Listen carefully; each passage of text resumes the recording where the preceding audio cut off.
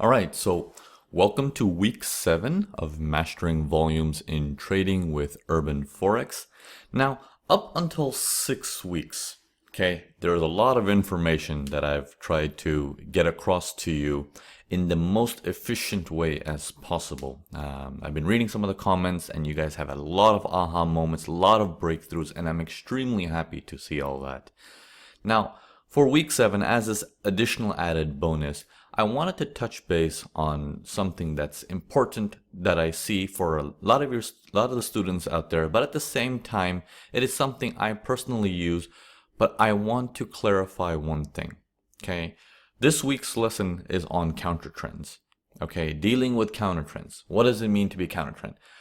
I want to give you a little disclaimer when it comes to counter trends. Be very, very careful. Counter trend means going against the flow, okay? You put any human being swimming against a oncoming tsunami, the chances of survival become very, very less, okay? You must understand that. However, for the sake of education and techniques, again, I use this, some of my senior traders use this. This should only be done after several months of successful trading, and then you can experiment with this, okay? If you do not have at least 6 months or 1 year of consistent profitable results under your belt, then attempting counter trends is going to be too early and too dangerous. Okay, so I just wanted to get that out of the way so you guys have an idea of what's there. And on the other side, I also didn't want to leave you guys without giving you this information. Okay, so I'm stuck in between here, but at least now you know that it's in the lesson. It's there. You are able to watch it on demand. You can always come back to it in the future. Whenever you want to come back and revisit this lesson and be like, hey, you know what? Naveen had something on counter trends. I've been at this for like 8 months now, 9 months. I'm doing pretty well. Let me go see if I can add one more edge to my trading. Okay. So I want you to observe this very, very carefully. Listen to the fine details of what I'm about to tell you. And on top of that, for the most part, enjoy it. Have your aha moments. And if you do have a breakthrough and you do see where you might be making your mistakes, if you are doing counter trends, please do share in the comments below. I really like reading your feedbacks on this. So let's take a look at this thing. And in this particular example, we're looking at Aussie yen on the 60-minute. Let me change this to a regular mouse. Okay, so as we can see, we have the markets are going up in a normal fashion. We're having range breaks with the higher volume, with purpose and stuff like that. And as we're getting pullbacks, we have low volume, right? So our job in this pullback is, okay, if we're getting a pullback, we want to observe this on the lower time frame to see, hey, can we keep going with this flow? Okay, so as we jump down to the 15-minute time frame to observe all this, okay, this is September 13th. Let me scroll.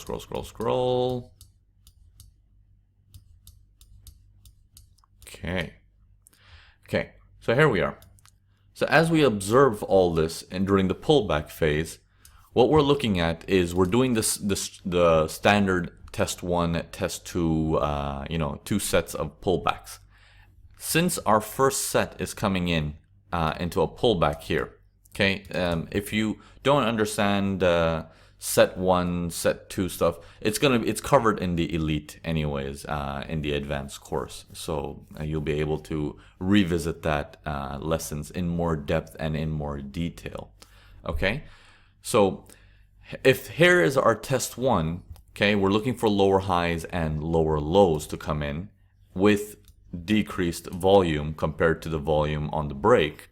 Then we're looking at, okay, we have a potential lower low here, lower high there, and then we have a break coming in here, okay, saying we're making higher highs and higher lows around this area. Okay, so that concludes our set number 1 or test number 1 if you want to call it. Now, since this thing didn't go make higher highs, we're expecting price to now come below that. Okay, so let me clean this up. We're expecting price to come below that for our test number 2. Okay, let me put this in there. Okay, for our test number 2, we're looking for price to come below that. So let me put in a line for that. Boom. Okay, prices hover around in that same area, range around a bit. It tries to looks like this was its second test and it's taking off. It doesn't do anything. It comes right back down, and here he comes in for a secondary set right now. Still nothing, and here we go. Voila. Okay, so now we have the pullbacks coming in below test number 1 to get ready to do test number 2 here. But just like in the previous lessons where we discussed about higher time frames, this thing has a high volume break to the downside. Okay, it's not high as it was our initial break to the buy side, but it is a cause of concern because this develops after, if you want to call this entire thing a range, saying, hey, that has some importance. So let's take a step back and understand what this means at this stage. It means this trade, okay, if I go back to the 60 and I go back to observing the fine details, the fine nuisances, as we used to discuss, as we used to say, okay, let me get rid of that so you can still see the main range. Remember, when the range broke and we had the high volume, was this the highest volume in the sky that you see on this chart? No. So that is not a sign of a trend reversal. Okay? But that high volume that happened, temporarily inside that we saw, that means this trade has now shifted its time to a higher time frame. Means it is still for a buy, but it's going to take longer. Okay. Up until now, I hope you're following. Okay. So higher volume on the pullback, but it's not so high, but it is of a range break with high volume, which means it's going to take longer. Okay. So what does that mean? In that time that it's going to take longer, the trade needs to respect this volume break, do its thing with this 2 test sell again, and then prepare for its longs. Okay, so here, if you can take a look at it here, we have a potential set number 1 here. If we go down to the 15, you can probably look at that right there. And then as set number 2, since set number 1 didn't come lower, set number 2 is expected to come higher than this. Okay, and as set number 2 comes up, this thing rolls over and starts to go down. That is now telling you, hey, this is now becoming a 4-hour 60 trade. Okay, a 4-hour 60 trade. However, the flow is still saying we're interested in for a buy. Remember that last video you saw on the previous week that says Naveen's favorite condition? Notice this second set that's coming down. Look at the volume. It's not anywhere as near good, on the reds. It's not as good as it is on previously. It's like it's going lower, but there's nothing. I personally absolutely love that. I love that. It's like, wow, it's artificial. It's artificial. Get me the price to go down there and we're good to go. Okay. In this whole process, the market starts to rise and he does his thing because now it's become a 4-hour 60 trade, etc., etc., etc. So now what we would have thought to enter a trade normally on a 60-15 here is out of the window because of, while we were waiting for prices to come below here, when it did, it came in very hot with increase in volume. That makes the trade take longer. Now, you must be wondering, okay, in this whole thing, what does it have to do with counter trend? Does that mean I should be doing this sell here or test number 2, that sell right there? Do you see how much problem there is in doing those sells? Does it perform? Yes. But is it easy? No. Okay. So let me explain the logic around this to you. So we had that high volume. Let me just put these lines back. And let me go down to the 15. Okay, or I can leave it here, it's fine. So we had the high volume break to the downside on that bar, which is acting like a range break also. Okay, it's acting like a range break also. So this means it is temporarily a sell. Why is it not a turnaround in the market? Is because this volume was not the highest in the sky. Okay, so temporary a sell, and that's okay. But that temporary a sell, for many of you guys are like, well, I know it's not a buy, so it must be a sell.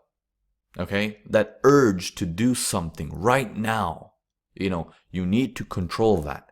However, as we discuss in what type of trader are you, is trying to change your personality is a lot harder, but using your personality in your favor and benefiting from it is a lot easier to do.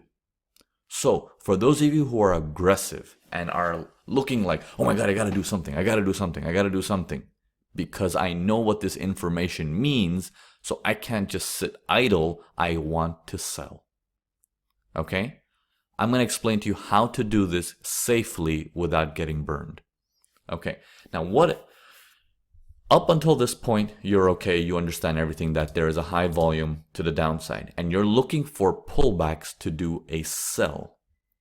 Okay, don't forget, this pair that you probably have chosen or classified as a decent pair was classified for a buy. It was classified for a buy, which means invertly it is the worst pair to do the sell. It is the worst pair to do the sell. But then if we can't do the sell, how are we going to do a counter trend? Doesn't make any sense. Naveen, I'm confused. What is wrong with this brown guy on the screen again? He's confusing me. Okay, we'll get to it. So just understand this logic. If this was the best pair for you to do the buy based on your classification and everything, and then a high volume shows up, don't worry. The situation still tells you it's still the best pair to buy, but it also means invertly it is the worst pair to do the sells on. Okay, why? Because you have this tsunami flow coming upwards. You have support resistance coming at you. You have the average retail trader hitting the buys. You have Fibonacci traders hitting the buys. You have all kinds of people hitting the buys. That's what you have going against you. Okay? You don't have a smooth flow. So what you want to do, the trick is, during this high volume break that you have, I want you to figure out why. Okay, now this is going to involve a little bit of correlation. I want you to find out between Aussie, the group of Aussie, and between the group of Japanese yen, I want you to find out who caused this. Is it the entire Aussie group? Or is it the entire Japanese yen group? Find out who did that. Okay? If you find out that it's none of them, it's no go. There is no trade whatsoever. However, if you find out, hey, Aussie is responsible for this. Across the board, Aussies have done this high volume break to the downside, suddenly, temporarily messing with the market. Which means temporarily, okay, I'm going to put that word temporarily, Aussie has become weak. Okay? Aussie has become weak. What you want to find out now is on your daily currency strength meter. Okay, you can use the app FX Meter that we have on the iOS store. If you're in the elite community, you have the currency strength numbers on your website as well. You want to look at the daily charts and find out which pair is strong. Okay, find out which pair is strong, and you want to combine that together with the Aussie. Okay, so what that means is if you're going to prepare to do a sell on that, you're going to end up on a chart that is flowing with the tsunami this way, and it's a traditional pullback for you to do a sell on. Okay? This helps that trade. The pullbacks are smoother. They're not going to spike you every now and then the sell on that is not going to be just a little poke below like this guy did. This is going to make there's a higher chance of a sustained lower low before it can probably change its direction and come back, because the flow is clearly on the downside. So that's how you put together a counter trend trade very professionally. Takes a little bit more work, takes a little bit more research, but you're not guessing, you're not gunning it. You are there, you are saying, hey, my body cannot sit still. I can't be patient to wait for the buys to come in. I want to do the sells. Okay, but according to the lessons from week 7 by Naveen, at least I know how to do it a little bit safely. Okay, this gives you that added edge. What are the benefits of doing this? Okay, the benefits of doing this is you're already involved with a larger player. Okay, which means you had to do the research to figure out there is an entire group of currencies moving in this direction. Like the entire Aussie is getting weak. It's not just one currency pair. So you have this massive big boy involved in this. Okay, that's a good thing. Okay, knowing that information is a good thing. And you trading with the flow is a better thing because you're going to have less whipsaws, a higher probability of success, and a more chance to be able to ride that trade and hold it for sustained lower lows. Okay, so two of those things are matching up. What are the dangerous parts about this thing?